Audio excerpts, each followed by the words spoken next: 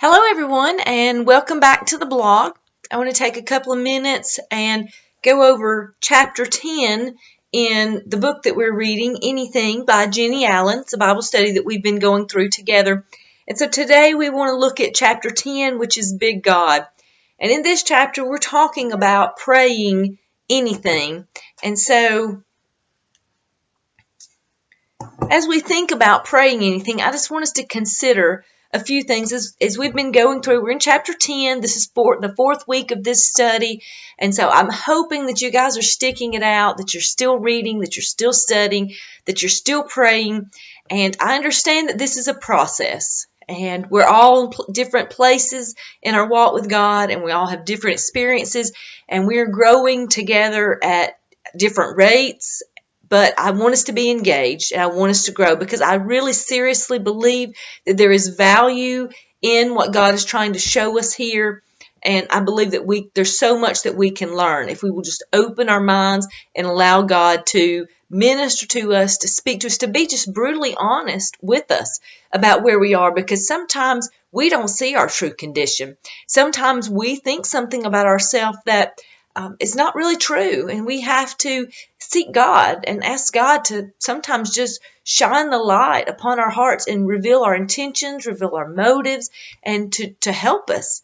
And so as we look at this chapter, it's a short chapter, and so I want to start off by asking you a question that I feel like God inspired me with just a few minutes ago as I was having a conversation with someone, and this question was not really even directed at me. We were just having a conversation about the Bible and church and just talking. And the question was posed that says, who have you served today? Or who did you serve today? And so that's a question that I want us to seriously think about, each and every one of us, and just be honest and let God search our hearts and seek out to see, who did we serve today? Was today just all about me?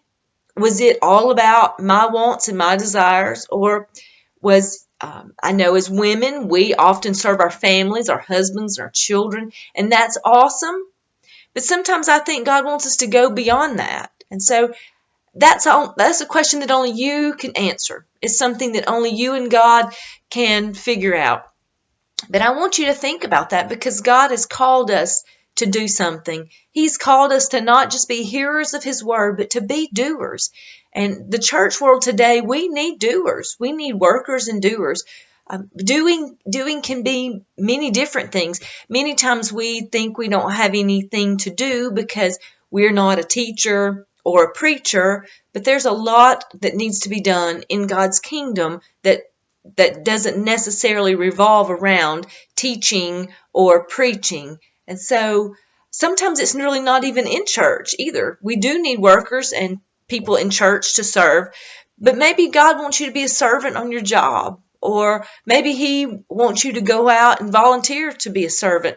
I'm not really sure. There's lots of different things that God can call you to, but I want us to pray and to think about, who did we serve today?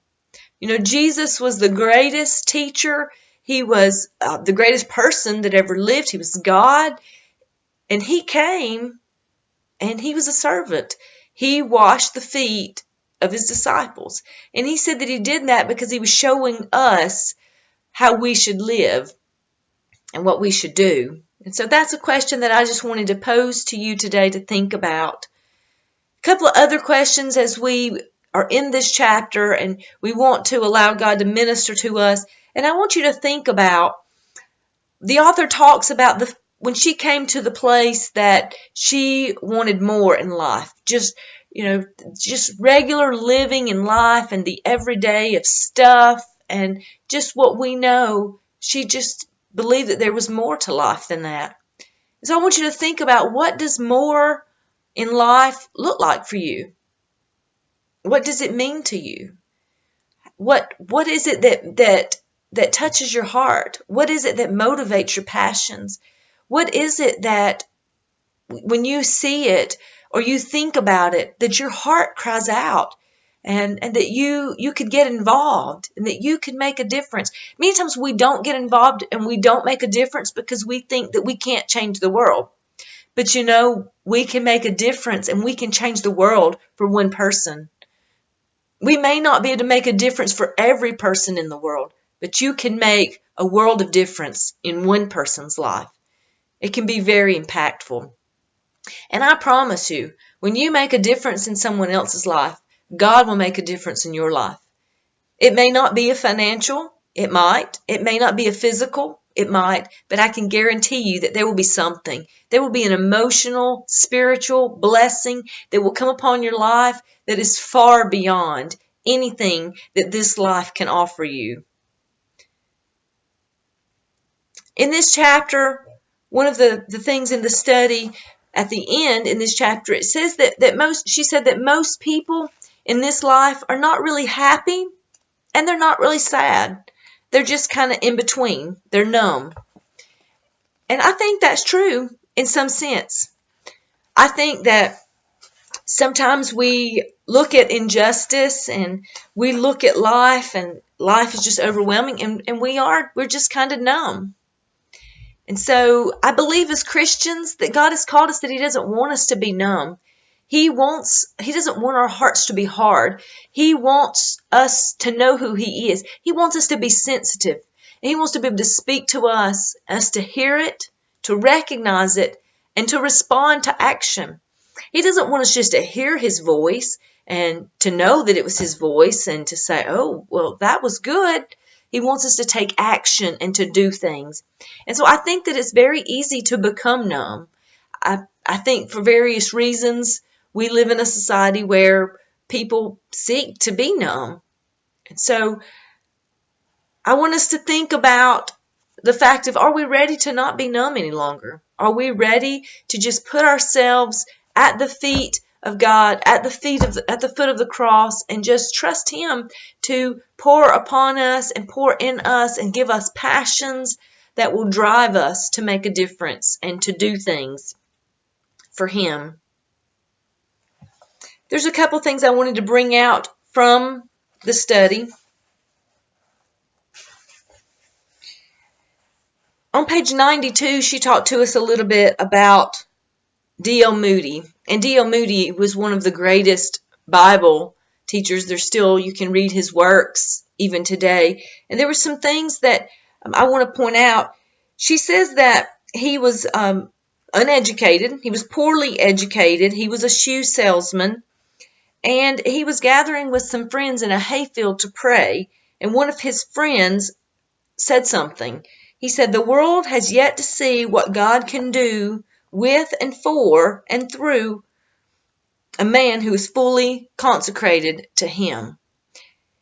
And so it says that D.L. Moody spent the rest of his life trying to be a man who was given to God wholly, who was willing to do anything for God.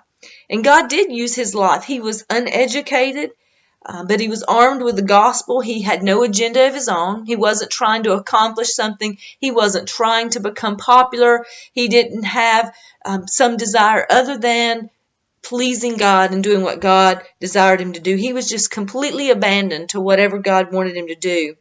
And his passion affected the life of other people. There are tens of thousands that have found Christ or came back to Christ because of him. Records show that.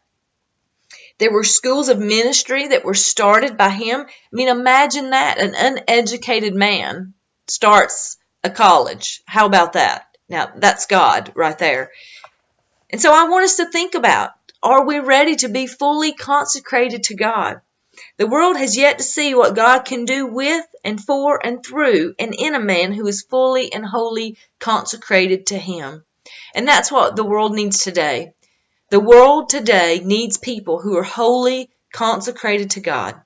Not consecrated to their schedule, not consecrated to their bank account or consecrated to their jobs or even consecrated to their own desires or self or anything else that you can put in that blank, but consecrated to God. Completely, totally, and wholly. A quote from the book on page 93 says, "If God is really real and we were going to live with Him forever, shouldn't He be the only thing?" Something to think about. Something to think about. if he is real, and we know he is, and we're going to live with him forever, then shouldn't he be the only thing that matters in our life?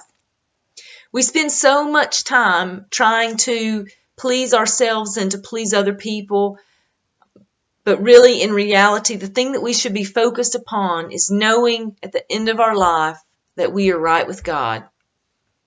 That's really all that matters, that we've done everything that God wanted us to do, that we consecrated our life to him in a way that he was pleased with.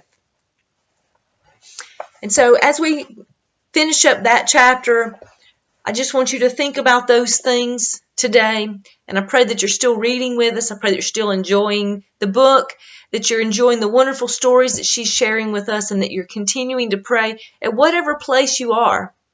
I promise you, wherever you are, that if you can trust God with your life, you will not be disappointed. God rewards. God rewards. He is a good God. He is a good Father, and he gives good gifts to his children.